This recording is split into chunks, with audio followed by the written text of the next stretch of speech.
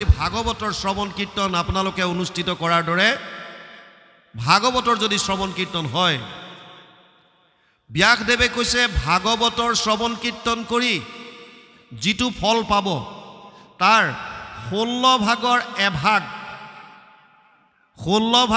এভাগ মাত্ৰ হ'ব 1000 অশ্বমেধ আৰু 100টা বাজপেয় যজ্ঞ কৰি পোৱা ফলৰ সমান। গতিকে লাভ কোনটোত বেছি? শ্ৰৱণ কীৰ্তনত।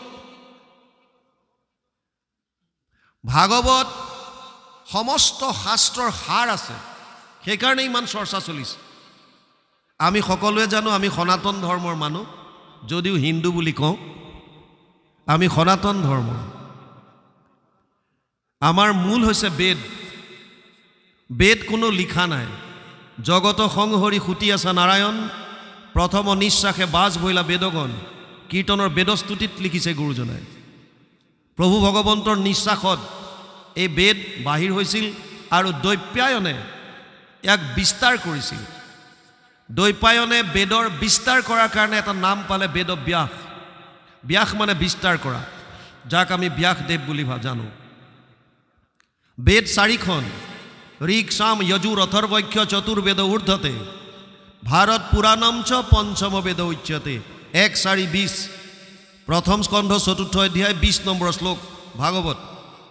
ঋকবেদ, সামবেদ, যজুৰ্বেদ আৰু অথৰ্ববেদ 4খন যদিও বেদ হয়, ব্যাসদেৱে কৈছে মহাভাৰত আৰু পুৰাণক পঞ্চম বেদ বুলি ঘোষণা কৰিছে। সেইকাৰণে ভাগৱতক পঞ্চম বেদ বুলি কোৱা হয়। বেদৰ 4টা ভাগ আছে। যিসকলে বেদ অধ্যয়ন কৰিছে গম পাব। এটা অংশক কয় সংহিতা, য'ত ছন্দবদ্ধভাৱে মন্ত্ৰবিলাক আছে। এটা হৈছে ব্ৰাহ্মণ্য, গদ্য আকাৰে লিখা আছে। এটা অংশক আৰণ্যক বুলি কয়, আৰু শেষৰ অংশটো বেদান্ত, যাক আমি উপনিষদ বুলি জানো। অজস্ৰ আছে উপনিষদ, তাৰ ভিতৰত 108খন প্ৰমুখ আৰু তাৰে 11খন জনপ্ৰিয়। বেদৰ সাৰ মৰ্ম জানিবলৈ ইচ্ছা থাকিলে বেদান্ত অধ্যয়ন কৰিব লাগিব, উপনিষদ।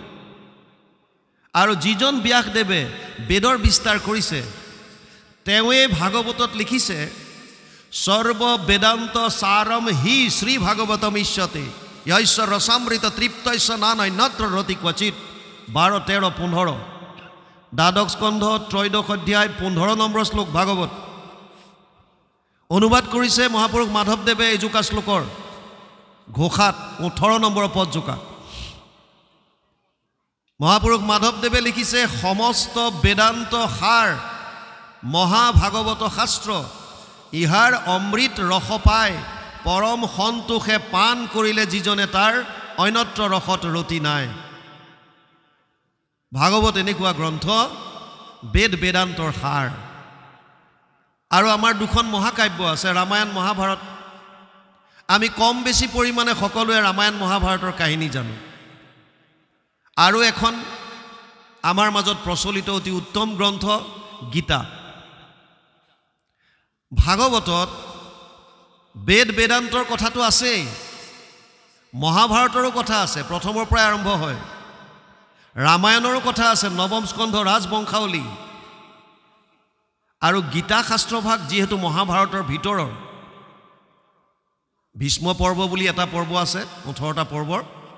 ভীষ্ম পৰ্বৰ 25ৰ পৰা 42 অধ্যায়লৈ 18টা অধ্যায় 700 শ্লোক সুকীয়াকৈ উলিয়াই নিছে, নাম দিছে শ্ৰীমদ ভগৱত গীতা।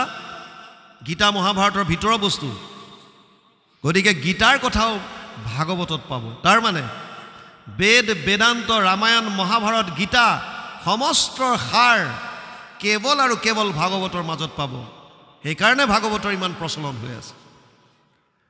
আৰু 4ৰ্থ এটা ডাঙৰ মাহাত্ম্য হৈছে ভাগৱতক ভগৱান কৃষ্ণৰ বাংময় মূৰ্তি বুলি কয়।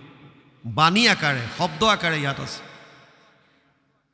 তেনেয়ম বাংময়ী মূৰ্তি প্ৰত্যক্ষ বৰ্ততে হৰি, সেৱাত শ্ৰৱণাত পথত দৰ্শনাত পাপনাশিনী। পদ্মপুৰাণ উত্তৰখণ্ড ভাগৱত মহাত্ম্য 3য় অধ্যায় 62 নম্বৰ শ্লোক। তাত কৈছে ভাগৱত ভগৱান কৃষ্ণৰ বাংময় মূৰ্তি, শব্দ আকাৰে ইয়াত আছে, বাণী আকাৰে আছে।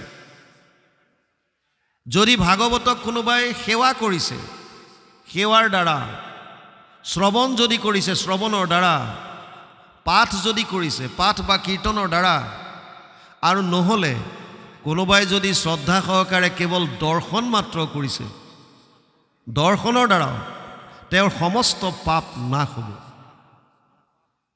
সেইকাৰণে ভাগৱতৰ মাহাত্ম্য বহু আছে। মই থুলমূলকৈ কেইটামান কথা আপোনালোকক আগবঢ়াই দি মূল ভাগৱতত সোমাইছোঁ। মূল ভাগৱত সংস্কৃতত আছে, 12টা স্কন্ধ, 335টা অধ্যায় আছে সংস্কৃতৰ ভাগৱতত, 18,000 শ্লোক, 5,96,000 শব্দ, 10টা লক্ষণ।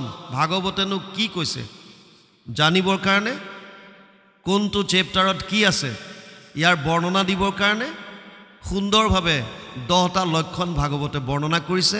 3য় স্কন্ধৰ পৰা আৰম্ভ হৈছে। অত্ৰ স্বৰ্গ বিসৰ্গ স্থানম পোষণম উতয় মনন্তৰ এশ অনুকথা নিৰোধ মুক্তি আশ্ৰয় 2:10:1। 2য় স্কন্ধ 10ম অধ্যায় 1ম শ্লোক ভাগৱত। সৰ্গ বিসৰ্গ স্থান পোষণ উতি মনন্তৰ ঈশানু নিৰোধ মুক্তি আশ্ৰয়। 3য় স্কন্ধত সৰ্গৰ বিষয়ে কৈছে। সৰ্গ মানে সৃষ্টি, আদি সৃষ্টি। আমি যিখন ব্ৰহ্মাণ্ড দেখিছোঁ, এয়া কোটি কোটি ব্ৰহ্মাণ্ডৰ মাত্ৰ ক্ষুদ্ৰ এটি ধূলিকণা। কোটি কোটি ব্ৰহ্মাণ্ডৰ হৰি অধিকাৰী অজস্ৰ ব্ৰহ্মাণ্ড আছে, এটা অংশ মাত্ৰ আমি এয়া দেখিছোঁ। এই কোটি কোটি ব্ৰহ্মাণ্ডৰ অধিকাৰী ভগৱান কৃষ্ণ কেনেকৈ প্ৰলয়ৰ পাছত এই ব্ৰহ্মাণ্ডৰ সৃজন কৰিলে, কেনেকৈ জীৱসমূহ পুনৰ সৃষ্টি হ'ল, কি ধৰণে জীৱৰ বিকাশ হ'ল, এই সমস্ত কথা জানিবৰ কাৰণে 3য় স্কন্ধ অধ্যয়ন কৰিব লাগিব। লক্ষণ হৈছে সৰ্গ। 4ৰ্থ স্কন্ধ যিটো আজি আমি আলোচনা কৰিম, 4ৰ্থ স্কন্ধৰ লক্ষণ হৈছে বিসৰ্গ। ব্ৰহ্মাৰ দ্বাৰা সৃষ্টিৰ বিকাশ কেনেকৈ হ'ল, ছেকেণ্ডেৰী সৃষ্টি বিস্তাৰ কেনেকৈ ঘটালে, তাৰ কাৰণে জানিবৰ কাৰণে 4ৰ্থ স্কন্ধ। 5মত আছে স্থান, ভূগোল আৰু খগোল। খগোল মানে গ্ৰহ নক্ষত্ৰৰ বিষয়ে জ্ঞান। বিভিন্ন স্থান আৰু গ্ৰহ নক্ষত্ৰৰ বিষয়ে জানিবৰ কাৰণে 5ম স্কন্ধ অধ্যয়ন কৰিব লাগিব। 6ষ্ঠ স্কন্ধ পোষণ, ভগৱান কৃষ্ণই কেনেকৈ জীৱবিলাকক পোষণ কৰে তাৰ কাৰণে অধ্যয়ন কৰিব লাগিব 6ষ্ঠ স্কন্ধ। বিভিন্ন কাহিনীৰ দ্বাৰা অজামিল উপাখ্যান, চিত্ৰকেতু উপাখ্যান, বৃত্তাসুৰ বধ, বিভিন্ন কাহিনীৰ দ্বাৰা সুন্দৰভাৱে বৰ্ণনা কৰিছে। 7ম স্কন্ধ হৈছে উতি। উতি মানে বাসনা। আমাৰ 3 ধৰণৰ বাসনা আছে। এক হৈছে দৈবিক বাসনা, এক হৈছে আসুৰিক বাসনা, এক হৈছে মানৱীয় বাসনা। মহন্তৰ কৃপাত দৈবিক বাসনাৰ উৎপত্তি হয়। ভকতৰ আশীৰ্বাদত হৃদয়ত দৈবিক বাসনাৰ সৃষ্টি হয়। এয়া বুজাবৰ কাৰণে প্ৰহ্লাদৰ চৰিত্ৰ আনিছে। মহন্তৰ কোপত আসুৰিক বাসনাৰ সৃষ্টি হয়, সেয়া বুজাবৰ কাৰণে হিৰণ্যকশিপু আৰু হিৰণ্যক্ষৰ কথা আনিছে। মানৱীয় বাসনাৰ কথা বুজাবলৈ বৰ্ণাশ্ৰম ধৰ্মৰ কথা যদিও সংস্কৃত ভাগৱতত আছে, অসমীয়ালৈ ইয়াৰ অনুবাদ কৰা নাই। কাৰণ ভক্তি মাৰ্গত বৰ্ণাশ্ৰম ধৰ্মৰ প্ৰয়োজন নাই। নহো জানা আমি 4 জাতি, 4ও আশ্ৰমী নহো আতি। আমাৰ মাজত উচ্চ নিচ জাতিভেদ নাই। আমাৰ জাতিটো কি? দাসৰো দাস, তান দাসৱ হৈলোঁ আমি। আমি নিজকে দাস বুলি ভাবোঁ আৰু স্বামী হৈছে ভগৱান কৃষ্ণ। গতিকে আমাৰ জাতি এটা। আজি ইয়াত আপোনালোক এনেকৈ বহিছে, কোনে গম পাব ইয়াত কোনজন কোটিপতি আছে, কোনজন দিন দৰিদ্ৰ আছে, কোনজন অতি জ্ঞানী আছে, কোনজন অজ্ঞ আছে? একো নাজানে। উচ্চ নিচ নাই, সমান। ভক্তি মাৰ্গত এয়া সমান। ইয়াত কোনো উচ্চ নিচ কাৰো কাৰণে স্পেচিয়েল আসন দিয়াৰ ব্যৱস্থা নাই, সব সমান। 8মত আছে মনন্তৰ। মনু আৰু মনুপুত্ৰসকলৰ বিষয়ে জানিবলৈ ইচ্ছা কৰিলে 8ম স্কন্ধ অধ্যয়ন কৰিব লাগিব। 9মত আছে ঈশানু, ৰাজবংশাৱলী। চন্দ্ৰবংশ, সূৰ্যবংশৰ বিভিন্ন ৰজা মহাৰজাৰ বিষয়ে জানিবলৈ 9ম স্কন্ধ। 10ম স্কন্ধ নিৰোধ, ভগৱান কৃষ্ণৰ অৱতাৰৰ পৰা বিভিন্ন লীলা যদি জানিব বিচাৰে দশম স্কন্ধ অধ্যয়ন কৰিব লাগিব। আটাইতকৈ ভাগৱতৰ ডাঙৰ স্কন্ধটো হৈছে দশম। 335টা অধ্যায়ৰ 90টা অধ্যায় আছে দশমত। সেইকাৰণে অনুবাদ কৰোঁতে 3টা ভাগ কৰিছে, আদি, মধ্য আৰু শেষ। একাদশত মুক্তি, জীৱক মুক্তি কিয় লাগে, কেনেকৈ পাব। দ্বাদশত আশ্ৰয়, শৰণ ক'ত ল'ব। যদিও ভাগৱতে 10টা লক্ষণ কৈছে, মূল লক্ষ্য হৈছে ভাগৱতৰ এটা, জীৱই আশ্ৰয় ক'ত ল'ব। দশমৰ্থ বিশুদ্ধ্যাৰ্থম নবানিমিহ লক্ষণম বৰ্ণয়ন্তি মহাত্মান শ্ৰুতেনা অৰ্থেন চাঞ্জসা 2:10-2। দশম লক্ষণটো আশ্ৰয়টোক শুদ্ধ ৰূপত প্ৰতিপন্ন কৰিবৰ কাৰণেই বাকী 9টা লক্ষণ বৰ্ণনা কৰিছে। ভাগৱত আৰম্ভ হৈছে নৈমিষাৰণ্যত। 28,000 ঋষি এনেকৈ বহিছে। সেইসকল ঋষি যিসকলে কলিযুগৰ মানুহৰ ভয়াৱহতাৰ কথাটো অনুমান কৰি 1000 বছৰ যজ্ঞ কৰিছিল মানুহৰ কল্যাণ সাধনৰ কাৰণে। 1000 বছৰ যজ্ঞ কৰাৰ পাছতো যেতিয়া কোনো ফল নাপালে, সুতমুনিক ব্যাখ্যাৰ আসনত বহুৱাই 28,000 ঋষিৰ ভিতৰত যিজন কথামৃত ৰসস্বাদ কুশল শৌনক অব্ৰবীত, কথামৃত পান কৰাত যিজন কুশল, সেইজনৰ নাম দিছে শৌনক। শৌনকে প্ৰশ্ন কৰিছে আৰু সুতমুনিয়ে যি উত্তৰ দিছে সেয়াই হৈছে ভাগৱত।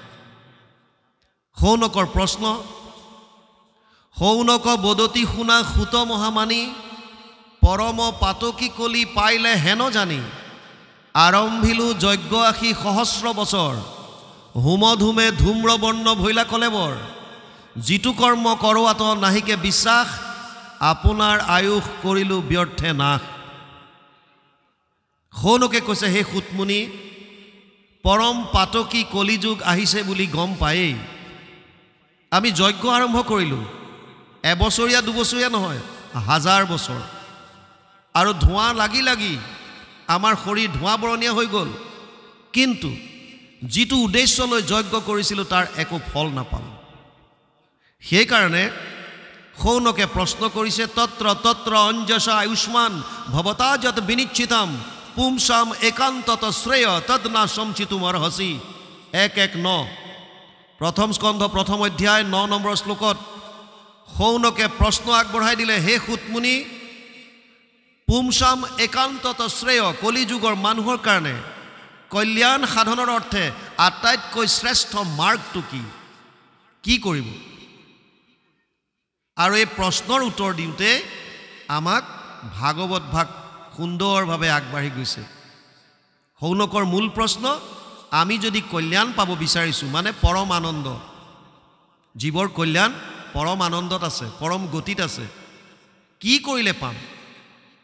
খালি এটা কথা সোঁৱৰাই দিছে প্ৰথমে, যে উপায় দিয়াৰ আগতে কলিযুগৰ মানুহৰ লিমিটেশ্যনছবিলাক, সীমাবদ্ধতাৰ বিষয়ে বুজি ল'বা। কিয়? সুতমুনিয়ে যদি কৈ দিয়ে, যদি আনন্দ পাব বিচাৰিছা, কলিযুগৰ মানুহে 1000 বছৰ তপস্যা কৰক। কলিযুগৰ মানুহৰ কাৰণে 1000 বছৰ তপস্যা কৰাটো জানো সম্ভৱ নহয়, কাৰণ আমি সিমান দিন জীয়াই নাথাকোঁ, আমাৰ আয়ুসেই নাই ইমান। সেইকাৰণে শৌনকে কৈছে, প্ৰায়ে না অল্পায়ুষ সভ্য কলৌ অস্মিন যুগে জনা মন্দ সুমন্দ মতয়ো মন্দীয় ভাগ্য হি উপদ্ৰতা 1:1-10। হে সুতমুনি, কলিযুগৰ মানুহৰ আয়ুস কম। 2 নম্বৰ কথা হৈছে বুদ্ধিহীন, ভাগ্যহীন, স্মৃতিশক্তি হ্ৰাস পালে। গতিকে যিটো উপায় দিবা, এনেকুৱা এটা উপায় দিয়া যাতে সকলোৰে কাৰণে আচৰণত আনিবলৈ সহজ হয়, সুগম হয়। লগতে আন এটা কথা কৈছে যে তুমি নাভাবিবা যে আমি একেবাৰে অজ্ঞ, আমি শাস্ত্ৰ পঢ়ি চোৱা নাই। 28 সহস্ৰ ঋষি বেদত প্ৰধান, চব বেদজ্ঞ, তেওঁলোকে শাস্ত্ৰ অধ্যয়ন কৰিছে। সেইকাৰণে শৌনকে কৈছে, শাস্ত্ৰ আমি পঢ়িছোঁ, আমাৰ সমস্যাটো হৈছে বিভিন্ন শাস্ত্ৰত বিভিন্ন মত দিছে। আজি যে আমাৰ মাজত খেলি মেলি লাগি আছে সমাজত, কিয়? আমাৰ একো দোষ নাই। কোনোবাৰ ক'ৰবাত লিখা আছে যাগ যজ্ঞ পূজা পাতল কৰা, ক'ৰবাত লিখা আছে দান দক্ষিণা কৰা, ক'ৰবাত লিখা আছে জপ তপ তীৰ্থ কৰা, ক'ৰবাত লিখা আছে ধ্যান ধাৰণা সমাধি কৰা। মানিম কোনটো, কৰিম কোনটো, যাম কোনটো বাটে? সৌনকে সেইকাৰণে তেতিয়াই সুতক কৈছিল, ভুৰি নিভুৰি কৰ্মাণি শ্ৰোতব্যানি বিভাগছ অত সাধুত্ৰ য়ত সাৰম সমুদ্ৰিত্য মনীষয়া মাম ব্ৰূহি শ্ৰদ্ধানাম যেন আত্মা সম্প্ৰসিদতি। 1:11 প্ৰথম স্কন্ধ প্ৰথম অধ্যায় 11 নম্বৰ শ্লোকত ক'লে, বিভিন্ন শাস্ত্ৰ আছে, বিভিন্ন পন্থ দিছে। সেইকাৰণে তুমি যিহেতু শাস্ত্ৰজ্ঞ, সমস্ত পুৰাণৰ কথা জানা, আমাক শাস্ত্ৰৰ সাৰটো উদ্ধাৰ কৰি জীৱৰ কল্যাণৰ হকে কি কৰিলে ভাল হ'ব তুমি কোৱা। আৰু তেতিয়া সুতমুনিয়ে কলিযুগৰ মানুহৰ পৰম ধৰ্মৰ বিষয়ে কৈছে। সবেই পুংসাম পৰো ধৰ্ম যতো ভক্তিৰ অধোক্ষজে অহেতুকি অপ্ৰতিহত যেন আত্মা সম্প্ৰসিদতি। 1:2-6 কলিযুগৰ মানুহৰ পৰম ধৰ্ম হৈছে কৃষ্ণত একান্ত ভক্তি। কিন্তু কেনেকৈ কৰিব? চৰ্ত দুটা দিলে। আজি কৃষ্ণৰ ভক্ত বহুত আছে সমাজত, কিন্তু আনন্দটো উপলব্ধি কৰিব পৰা নাই। কিয়? কৃষ্ণৰ ভক্তটো লাখে লাখে আছে, বহুতে মানি আছে কৃষ্ণক, কিন্তু আনন্দ যিটো এইটো পোৱা নাই। কাৰণটো দুটা চৰ্ত দি দিলে। অহেতুকি অপ্ৰতিহত, নিষ্কামভাৱে কৃষ্ণক ভক্তি কৰিবলৈ কৈছে। আমিবিলাকে নিষ্কামভাৱে কৰিব পাৰিছোঁনে নাই? ভগৱানৰ ওচৰত সদায় কিবা নহয় কিবা বিচাৰিয়ে আহিছোঁ, এইটো দিয়া, সেইটো দিয়া, সেইটো দিয়া, সেইটো দিয়া। আৰু অৰ্জুনক গীতাত কৈছে, চতুৰ্বিধা ভজন্তে মাম জনা সুকৃতি ন অৰ্জুন আৰ্ত জিজ্ঞাসু অৰ্থাৰ্থী জ্ঞানী চ ভৰতৰ্ষভ। 7ম অধ্যায় 16 নম্বৰ শ্লোক গীতা। হে অৰ্জুন, 4 ধৰণৰ মানুহে মোক ভজন কৰে। এবিধ হৈছে বিপদত পৰি, আৰ্ত। গজেন্দ্ৰৰ উপাখ্যান যদি আপোনালোকে পঢ়িছে তাত পাব, গজেন্দ্ৰৰ দৰে। বল বিক্ৰম থকালৈকে কাকো গণয় নাহি। যেতিয়া বল বিক্ৰম নাইকিয়া হৈ গ'ল, শক্তি চব হ্ৰাস হ'ল, পলিটিকেল পাৱাৰ এৰাই গ'ল, ধন টকা পইচা যিমান আছিল চব খতম, নিজৰ মিতিৰ কুটুমবিলাকে যেতিয়া এৰা দিব, কোনো ফালৰ পৰা যেতিয়া উপায় নাইকিয়া হ'ব, শেষ আশ্ৰয় এটাই, সেইটোৱে হৈছে ভগৱান কৃষ্ণৰ। তেতিয়া বিপদত পৰি ৰাম নাম লয়। দ্বিতীয় হৈছে জিজ্ঞাসু, যাৰ জানিবলৈ ইচ্ছা, মইনো কোন, ক'ৰ পৰা আহিলোঁ, কি কৰিম, মোৰ জীৱনটো এনেকৈ খাই বৈ কটাই দিম নে কিবা কৰিবলগীয়া আছে? আৰু যদি মোৰ শৰীৰটো নষ্টও হয় মই ক'ত যাম? যাৰ জানিবলৈ ইচ্ছা, সেইবিলাকে সৰ্বজ্ঞৰ ওচৰত আশ্ৰয় লৈছে, ভগৱান কৃষ্ণৰ ওচৰত। এবিধ আছে অৰ্থৰ্থী, কেৱল ধন টকা পইচা পুত্ৰ পৰিবাৰ সম্পত্তি ইত্যাদি বিচাৰি। আৰু এবিধ আছে জ্ঞানী, যোনে বুজি ল'লে, ভকতৰ মুখত শাস্ত্ৰৰ কথা শুনিলে, গম পালে মনুষ্য জীৱন সফল কৰাৰ উপায় কি। আৰু সেই জানি লৈ পেলাই যিসকল আহিছে, ঘোষাত মাধৱদেৱে লিখিছে, হৰিৰ চৰণে শৰণ লৈলোঁ, মানৱী জনম সফল কৰিলোঁ। কীৰ্তনত গুৰুজনাই লিখিছে, মনুষ্য শৰীৰ পাই যিটো নৰগণ, নকৰে তোমাৰ যদি শ্ৰৱণ কীৰ্তন, বিফলে জনম গৈলা ভৈলা সৰ্বনাশ, জীৱন্ততে মৰা সিটো ভাথিৰ নিশ্বাস। বেদস্তুতি কীৰ্তন। গতিকে যিসকলে জানি লৈ আহিছে, কিন্তু প্ৰায়বিলাকে আমি সকামভাৱে কৃষ্ণৰ ওচৰত প্ৰাৰ্থনা কৰিছোঁ, ভক্তি কৰিছোঁ। সুতে কৈছে যে নিষ্কামভাৱে আহিব লাগিব। আৰু দ্বিতীয়টো হৈছে অপ্ৰতিহত, নিৰন্তৰ, মাজত ব্ৰেকআপ নোহোৱাকৈ, ব্ৰেক নোহোৱাকৈ অন্তৰবিহীনভাৱে কৃষ্ণৰ নাম। তস্মাৎ সৰ্বেষু কালেষু মাম অনুস্মৰ যুদ্ধচ্চ ময়ো অৰ্পিত মনোবুদ্ধিৰ মামে বৈশ্যস্য অসংশয়। 8ম অধ্যায় 7 নম্বৰ শ্লোক গীতা। হে অৰ্জুন, প্ৰতিটো মুহূৰ্তত মোৰ কথা স্মৰণ কৰ আৰু তোৰ কৰ্ম কৰি যা।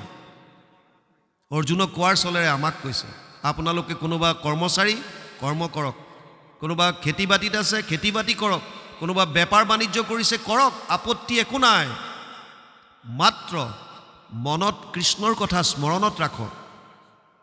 প্ৰভু, তুমি মোৰ লগত আছা, মই তোমাৰ সেৱক, তোমাৰ চৰণতে চব অৰ্পণ কৰি থৈছোঁ, তুমি যেনেকৈ চলাই নিয়া, তাৰ পাছত আনন্দ চাওক। প্ৰতিটো মুহূৰ্তত কৃষ্ণৰ স্মৰণ। আৰু ভাগৱত আগবাঢ়িছে, আমি আহি ধ্ৰুৱৰ চৰিত্ৰ পালোহি। বাপজনে সুন্দৰভাৱে পাঠ কৰিছে, এতিয়াৰ পৰা আমি পদৰ লগে লগে আগবাঢ়িম। পদে কৈছে শুনা সভাসদ ভাগৱত পদ চতুৰ্থ স্কন্ধৰ কথা বিদুৰে পুছিলা মৈত্ৰে কহিলা মনুৰ বংশ ব্যৱস্থা বিদুৰে পুছিলা মৈত্ৰে কহিলা বিদুৰ মহাভাৰতৰ এটা চৰিত্ৰ ধৃতৰাষ্ট্ৰৰ ভায়েক বিদুৰ ধৰ্মৰ অৰ্থাৎ যমৰ অৱতাৰ মাণ্ডব্য বুলি এজন ঋষি আছিল মাণ্ডব্য ঋষি এবাৰ আশ্ৰমত তেওঁ ধ্যানত মগ্ন হৈ থাকোঁতেই কেইটামান চোৰে ৰাজকীয় সম্পদ চুৰ কৰি আনি পিছে পিছে ৰজাৰ সেনাবিলাকে খেদি আহিছে আগে আগে চোৰকেইটা এই মাণ্ডব্য ঋষিৰ আশ্ৰমত চোৰকেইটা সোমাই গ'ল ৰাজকীয় সম্পদবিলাক আশ্ৰমতে পেলাই চোৰকেইটা বেলেগ ফালে গৈ লুকাই গ'ল সেনাবিলাকে খেদি আহি ঋষিজনক ধ্যানমগ্ন হৈ থকা দেখা পালে সেনাবিলাকে ভাবিলে বস্তুখিনি দেখা পায় যে ৰজাৰ সম্পদটো এয়াই আৰু ই বাচিব নোৱাৰা হৈ এইবিলাক ভণ্ডামি কৰিছে ভাণ্ডকি এইকাৰণে ঋষিজনক বন্দী কৰি ৰজাৰ ওচৰলৈ লৈ গ'ল ৰজাই তেওঁক এটা হাতত গজালৰ খোজ দি শাস্তি দিলে যেতিয়া শাস্তি দিলে শাস্তি দিয়াৰ পাছত তেওঁ নিজে নিজে ভাবিলে কাৰণ এজন সিদ্ধ ঋষি তেওঁ চিন্তা কৰিলে যে মই ৰজাৰ পৰা কিয় কষ্ট পালোঁ যেতিয়া চিন্তা কৰিলে পূৰ্বজন্মৰ কাহিনীবিলাক তেওঁ নিজে নিজে মনলৈ আনি আনি স্মৰণ কৰি গ'ল আৰু দেখিলে 100 বছৰলৈকে কোনো ধৰণৰ তেওঁ অপৰাধ কৰা নাই কিহৰ কাৰণে শাস্তি পাবলগীয়া হ'ল কিহৰ কাৰণে গজালৰ খোজ খাবলগীয়া হ'ল তেওঁ নিজৰ সিদ্ধিৰ ফলত যম ৰজাৰ ওচৰলৈ গ'ল আৰু যম ৰজাক প্ৰশ্ন কৰিলে হে যমৰাজ মোৰ কি অপৰাধ হৈছিলে মোৰ আগৰ জন্মবিলাকত যিটোৰ কাৰণে মই গজালৰ খোজ খাবলগীয়া হ'ল যমৰাজে চিত্ৰগুপ্তক মাতি গোটেই চালে আৰু ক'লে 101 নম্বৰৰ জন্মটোত যেতিয়া তুমি 5 বছৰৰ সন্তান আছিলা শিশু সেই সময়ত এটা জিয়া ধৰি তাৰ পিছফালে হলা ভৰাই উৰাই দিছিলা এটা জীৱক জিয়া বুলি যিটো কয় পিছফালে হলা ভৰাই উৰাই দিছিলে সেইটো অপৰাধত 101টা জন্ম পাৰ হৈ যোৱাৰ পাছত তেওঁ গজালৰ খোজ খাবলগীয়া হৈছে এতিয়া মাণ্ডব্য যমক সুধিলে যে ঠিক আছে মই মানি ললো মোৰ অপৰাধ হৈছে কিন্তু এটা কথা কোৱা সেই সময়ত মোৰ বয়স কিমান আছিল বুলি ক'লা বোলে 5 বছৰ 5 বছৰৰ বয়সৰ ল'ৰাটোৱে কিমান বুদ্ধি বিবেচনাৰ দ্বাৰা ভাল বেয়া কৰ্ম অকৰ্ম এইবিলাক বিবেচনা কৰিব পাৰে তেওঁৰ বুদ্ধি কিমান প্ৰখৰ যম চুপ হৈ গ'ল একো মাতা নাই মাণ্ডব্যই ক'লে যে তুমি যিটো শাস্তি আজি মই ভোগ কৰিছোঁ এইটো অকাৰণতে কৰিছোঁ কাৰণ এইটো তোমালোকৰ ভুল 5 বছৰীয়া শিশু এটাৰ অপৰাধ কেতিয়াও অপৰাধ ইমান গুৰুত্বপূৰ্ণ হিচাপে কোনেও নলয় জানি বুজি কৰা অপৰাধ নহয় এইটো কিন্তু তোমাৰ মনুষ্য জন্মৰ অভিজ্ঞতা নাই সেইকাৰণে মই তোমাক শাপ দিছোঁ তুমি গৈ পেলাই মনুষ্য হৈ জন্ম লোৱা যম ৰজা তেতিয়া ব্যাসৰ ঔৰসত এগৰাকী দাসীৰ গৰ্ভত বিদুৰ হিচাপে জন্ম লয় ধৃতৰাষ্ট্ৰ পাণ্ডু আৰু শেষৰজন হৈছে বিদুৰ এই বিদুৰ কুৰুক্ষেত্ৰৰ সময়ত যুদ্ধত নাছিল দুৰ্যোধনে অপমান কৰিলে তেওঁ তীৰ্থ ভ্ৰমণত গুচি গ'ল 12 বছৰমান বাহিৰতে থাকিল তাৰপিছত যেতিয়া আহিছে আহোঁতে বাটত উদ্ধৱে লগ পাইছে ভগৱান কৃষ্ণ বৈকুণ্ঠ পয়ান হ'ল আৰু উদ্ধৱে ক'লে যে তুমি মৈত্ৰ আশ্ৰমত গৈ পেলাই ভাগৱত ধৰ্ম শ্ৰৱণ কৰি আহা তেতিয়া বিদুৰ মৈত্ৰ মুনিৰ আশ্ৰমলৈ যায় আৰু মৈত্ৰক গৈ প্ৰশ্ন কৰে সুখায় কৰ্মাণি কৰোতি লোকো নাতে সুখম ৱা অন্যত বিপৰীতম ৱা বিন্দেত ভূয় ততএব দুখম যদত্ৰ যুক্তম ভগৱান বদেন্না 3:5-2 তৃতীয় স্কন্ধ 5ম অধ্যায় 2 নম্বৰ শ্লোকত প্ৰশ্ন কৰিছে বিদুৰে প্ৰত্যেকজন মানুহে সুখ পাবৰ কাৰণে কাম কৰে আমি দিন ৰাত একাকাৰ কৰিছোঁ এটা বস্তুৰ কাৰণে কেৱল সুখ লাগে কিন্তু সুখ নাপায় দুখ পায় কাৰণটো কি আৰু তাৰ উত্তৰতো ভাগৱতৰ কথাই কৈছে সেইকাৰণে ইয়াত কৈছে বিদুৰে পুছিলা মৈত্ৰেয়ে কহিলা কি কথা সুধিছে আৰু মনুৰ বংশ ব্যৱস্থা মই প্ৰথমে কৈছিলোঁ চতুৰ্থ স্কন্ধত কেনেকৈ সৃষ্টিৰ বিকাশ হৈছে বিস্তাৰ হৈছে এইখিনি সুন্দৰভাৱে আনিছে ব্ৰহ্মা যেতিয়া প্ৰভু ভগৱন্তৰ নাভি কমলৰ পৰা সৃষ্টি হ'ল ব্ৰহ্মাক আদেশ দিলে তুমি সৃষ্টি কৰা তেওঁ সৃষ্টি কৰিলে চাৰি সিদ্ধক পুনৰ সৃষ্টি কৰিবলৈ কওঁতে ক'লে আমি ব্ৰহ্মচৰ্য ব্ৰত ধাৰণ কৰিম আমাৰ দ্বাৰা সৃষ্টি নহ'ব ক্ৰোধ উঠিল ক্ৰোধৰ ভমকত ভ্ৰুৰ মধ্যৰ পৰা এটি সন্তান জন্ম হ'ল আৰু ৰোদন কৰিবলৈ ধৰিলে ৰোদন কৰাৰ কাৰণে নাম দিলে ৰুদ্ৰ যাক আমি শিৱ মহেশ বিভিন্ন একাদশটা নামেৰে জানো যেতিয়া ৰুদ্ৰক সৃষ্টি কৰিবলৈ দিলে যক্ষ ৰক্ষ পিশাচ বিভিন্ন ধৰণৰ সৃষ্টি কৰিলে কিন্তু কাৰো লগত কাৰো মিল নাই অতি ভয়ানক বন্ধ কৰি দিলে ব্ৰহ্মাই বন্ধ কৰা সৃষ্টিৰ বিকাশ নোহোৱা দেখি মনৰ সংকল্পৰ দ্বাৰা ঋষি সৃষ্টি কৰিলে তেতিয়াও সৃষ্টিৰ বিকাশ নহ'ল শেষত নিজৰ শৰীৰৰ দুটা ভাগ কৰি প্ৰথম মানুহৰ সৃষ্টি কৰিলে পুৰুষ আৰু মহিলা এই মানুহ যিজন পুৰুষ সেইজনৰ নাম দিলে স্বয়ম্ভুৱ মনু আৰু যিগৰাকী মহিলা তেওঁৰ পত্নী শতৰূপা স্বয়ম্ভুৱ মনু আৰু শতৰূপা প্ৰথম মানুহ য'ৰ পৰা মনুৰ পৰাই মেন হৈছে মনুৰ পৰাই মনুষ্য হৈছে মনুৰ পৰাই মানৱ হৈছে ইয়াত কৈছে স্বয়ম্ভু মনুৰ দুই পুত্ৰ ভৈলা সকল গুণে বিশিষ্ট শ্ৰেষ্ঠ প্ৰিয়ব্ৰত ধৰ্মত নিৰত উত্তানপাদ কনিষ্ঠ স্বয়ম্ভুৱ মনু আৰু শতৰূপাৰ 5টা সন্তান হৈছিল দুটা ল'ৰা প্ৰিয়ব্ৰত আৰু উত্তানপাদ প্ৰিয়ব্ৰত ডাঙৰ উত্তানপাদ সৰু 3জনী ছোৱালী আকুতি প্ৰসূতি আৰু দেৱহূতি ইয়াত এতিয়া কৈছে ডাঙৰজনৰ নাম প্ৰিয়ব্ৰত আৰু সৰুজন হৈছে উত্তানপাদ আমি এতিয়াৰ পৰা কাহিনীৰ লগে লগে আধ্যাত্মিক কিছু কথা বুজিবলৈ চেষ্টা কৰিম উত্তানপাদ মানে কি উত্তান মানে ওপৰলৈ পাদ মানে চৰণ যাৰ ওপৰলৈ ভৰিকিটা থাকে সেইজনে উত্তানপাদ ওপৰলৈ ভৰি দুটা কাৰ থাকে আইসকলে গম পাব সন্তান গৰ্ভত থাকোঁতে সদায় ভৰি দুটা ওপৰলৈ থাকে আৰু শিৰটো তললৈ জন্ম হওঁতেও সেইটোৱে আগতে শিৰটো পাছত ভৰি তাৰ মানে সন্তান গৰ্ভত থাকোঁতে ভৰিকিটা ওপৰলৈ থাকে আৰু শিৰটো তললৈ তাৰ মানে আমি সকলোবিলাক উত্তানপাদ আজি উত্তানপাদৰ কাহিনীৰ দ্বাৰা আমাৰ কথা ইয়াত আলোচনা হ'ব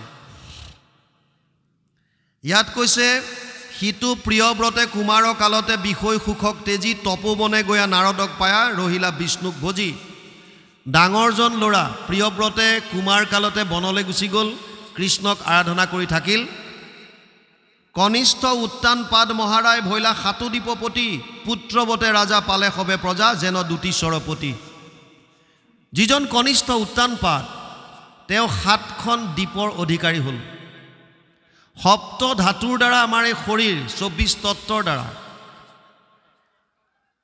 ৰস ৰক্ত তেজ মেদ মাংস অস্থি মজ্জা বীৰ্য বা শুক্ৰ সপ্ত ৰস ধাতু সপ্ত ধাতুৰ দ্বাৰা আমাৰ শৰীৰ এই সপ্ত ধাতুৰ 7খন দ্বীপৰ অধিপতি অৰ্থাৎ জীৱ ইয়াত থিতাপি ল'লে আৰু সেইকাৰণে ইয়াত কৈছে কনিষ্ঠ উত্তানপাদ মহাৰায় ভৈলা সাতুদীপপতি ইয়াত আহি জীৱই প্ৰথমতে স্থিতি ল'লে এই শৰীৰটোত 7 ধাতুৰ দ্বাৰা সৃষ্ট পুত্ৰবতে ৰাজা পালা সবে প্ৰজা যেন দুটিশ্বৰপতি উত্তানপাদে নিজৰ সন্তানৰ দৰে ৰাজ্য শাসন কৰিছিল যেনেকৈ আত্মায়ো শৰীৰৰ প্ৰতিটো অংগ প্ৰত্যংগলৈ ইয়াৰ শক্তি প্ৰেৰণ কৰে যাৰ কাৰণে আমি লৰচৰ কৰিব পাৰিছোঁ শৰীৰৰ প্ৰতিটো ৰন্ধ্ৰ প্ৰতিটো সেল যেতিয়ালৈকে আত্মা ওলাই নাযায় তেতিয়ালৈকে সব সচেতন কৰি ৰাখে কাৰো প্ৰতি কোনো বেয়া ভাৱ নাই সকলোকে সমানভাৱে শক্তি দিছে